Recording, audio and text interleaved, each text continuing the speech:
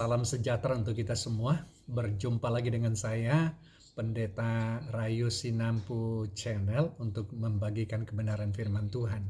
Saya mengajak kita merenungkan bagian firman Tuhan yang terdapat dalam Kisah Para Rasul pasal 10 ayat 9 sampai 16 dan ayat 42 sampai 48 dengan tema merangkai kehidupan bersama yang pluralis dan rukun. Saudara-saudara yang dikasihi Tuhan, ada satu kisah yang lucu. Seorang bapak Kristen, seorang ibu Muslim, dan seorang pemuda Hindu sedang masuk makan di warung. Pelayan datang dan berkata, "Maaf, lauknya tinggal satu potong ayam." Mereka saling berpandangan, bahkan kebingungan.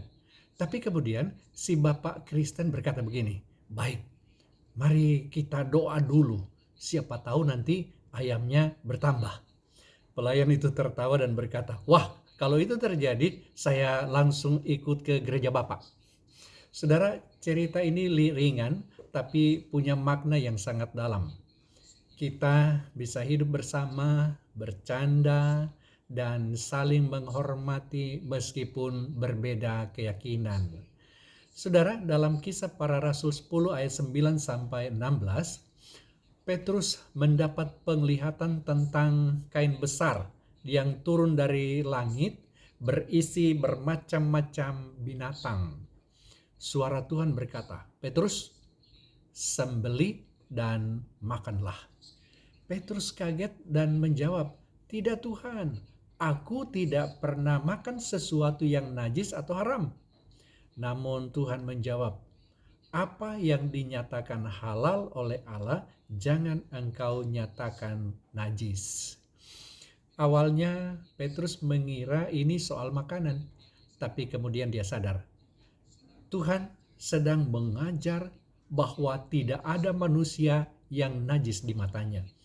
Tuhan ingin menghancurkan tembok pemisah antara Yahudi dan non-Yahudi, antara orang dalam dan orang luar.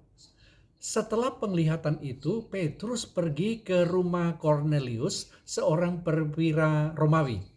Secara budaya dan agama, mereka sangat berbeda. Tapi ketika Petrus berkhotbah, sesuatu yang luar biasa terjadi. Roh Kudus turun juga atas orang-orang yang non-Yahudi. Ini penegasan bahwa kasih Allah tidak terbatas pada satu bangsa atau kelompok. Injil adalah untuk semua orang. Tuhan tidak melihat dari suku, warna kulit, atau agama, tapi dari hati yang tulus mencari Dia. Seperti yang dikatakan dalam Ulangan 10 ayat 17. Sebab Tuhan Allahmu lah, Allah segala Allah dan Tuhan segala Tuhan. Allah yang besar, kuat dan dahsyat, yang tidak memandang bulu ataupun menerima suap. Selanjutnya saudara, Petrus berkata di ayat 42 sampai 48, "Dan ia telah menugaskan kami memberitakan kepada seluruh bangsa dan bersaksi bahwa dialah yang ditentukan Allah menjadi hakim atas orang-orang hidup dan yang mati." Kemudian Petrus menambahkan, "Bahkan dialah semua nabi bersaksi bahwa barang siapa percaya kepadanya, ia akan mendapat pengampunan dosa oleh karena namanya." Saat Petrus masih berbicara, Roh Kudus turun atas semua orang yang mendengarkan firman itu, termasuk orang-orang non-Yahudi.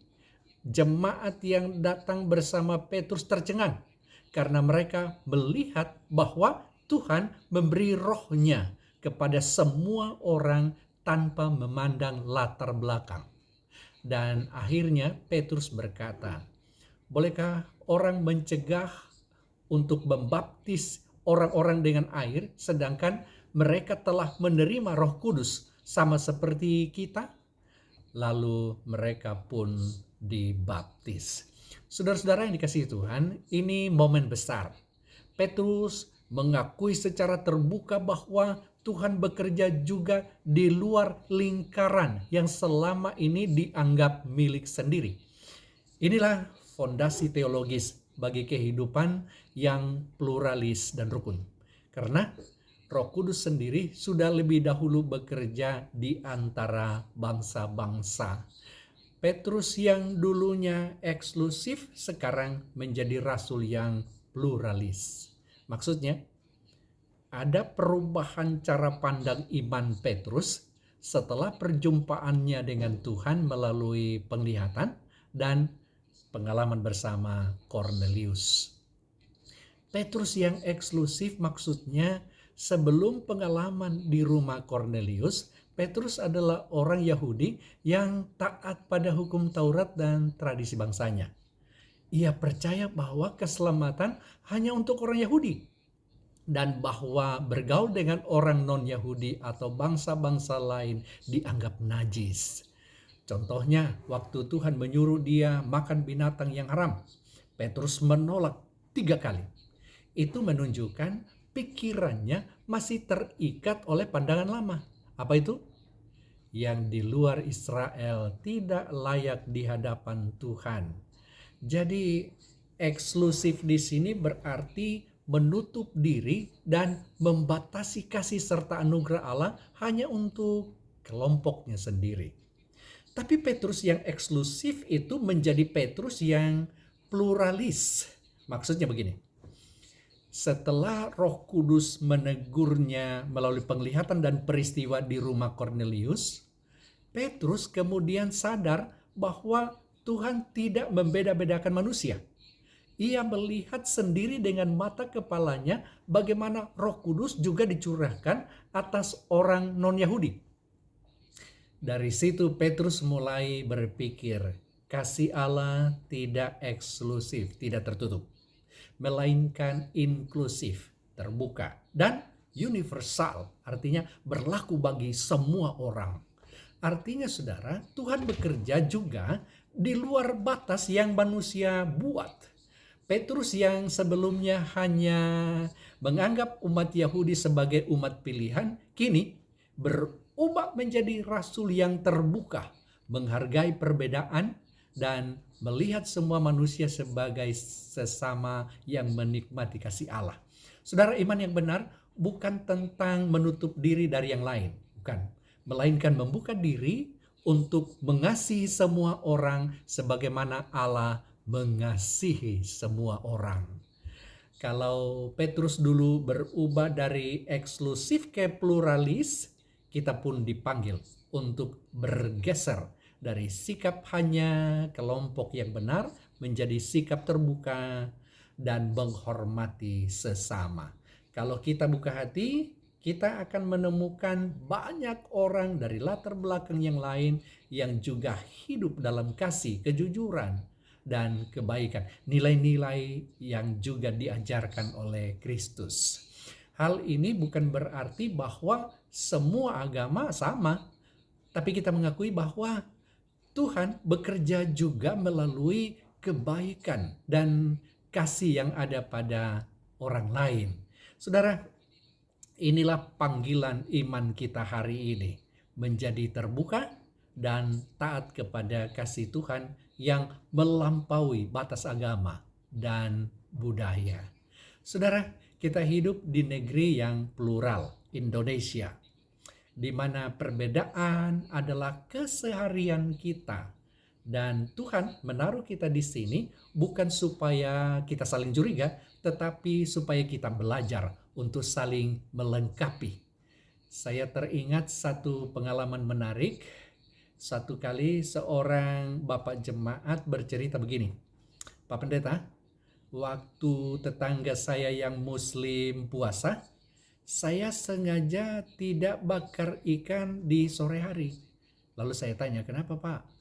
Dia jawab, soalnya kalau baunya menyebar, kasihan nanti puasanya tergoda.